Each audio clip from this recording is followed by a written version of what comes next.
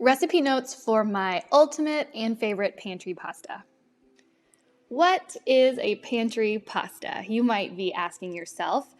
I've seen a lot of pantry pasta recipes floating around lately, so I thought I might submit my own into the interwebs because honestly, this is not only my favorite pantry pasta recipe, I think it's my favorite pasta recipe I've ever made. It's so flavorful and it really relies on a bunch of just simple, humble pantry and fridge staples that I've always got lying around for a rainy day.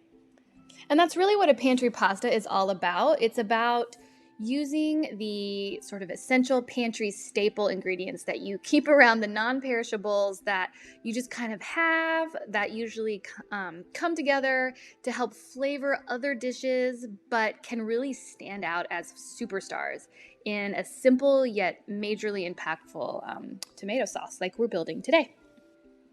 I'm talking about today balsamic vinegar, tomato paste, garlic, onion, the pasta itself, and even anchovies, which I'll go ahead and say are optional because I know a lot of people are totally weirded out by the thought of cooking with anchovies. But trust me on it, just a couple turn a sauce from ordinary to extraordinary in a hurry. You won't even know that they're there. Trust me, this is a great opportunity to give them a try for the first time if you never have.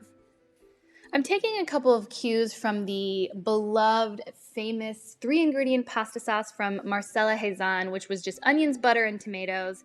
I love that idea, and so the base of this sauce is also very deeply caramelized onions. We're going to cook them for a while in a good amount of butter. That butter, the creamy basicness of that butter helps to cut and temper the acid and the tang of all the tomatoes that we're going to be using. But not just any tomatoes. We will be using just tomato paste, an entire tube or can of it. In fact, we're not using any fresh tomatoes. We're not using any canned tomatoes.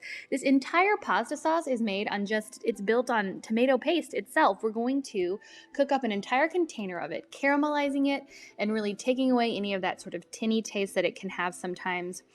And that's it. That's the sauce. To be honest, it ends up resembling almost more of a curry paste than a sauce, but that's why it tastes so amazing when all is said and done. I mean, it's not a curry paste, but in terms of the consistency and the texture that you're going to get from this stuff, that's kind of what it reminds me of. It's just like a concentrated sauce, basically. And when you add the pasta, it'll still have a bunch of that starchy cooking liquid clinging to the noodles, and it'll sort of mix in with that paste and create a really thick sauce that sticks to the noodles beautifully. Speaking of the noodles, you'll see in a lot of my pasta recipes, I call for 3/4 pound of pasta, which might be annoying because that leaves you usually with 1/4 pound left over, but it's pasta, so it can go right back into the pantry. And typically I call for that amount because my family never quite eats a full pound. It's a lot, and I don't love leftover pasta. So you can, of course, cook a pound if you want. But once I've accumulated another 3/4 pound, I just cook it up again and go from there. Remnant pasta is just as good. Oh, you guys are in for a treat with this one. I honestly hope you love it as much as we do. It's my favorite pasta. It's so easy, but it's packed with flavor. Definitely not for the faint of heart. This is for people who like bold flavors, and I know I definitely do. So I hope y'all give it a try. If you do, let me know what you think. You can find me over on Instagram at MyKitchenLittle. You can email me or leave a comment right here on the blog. And as always,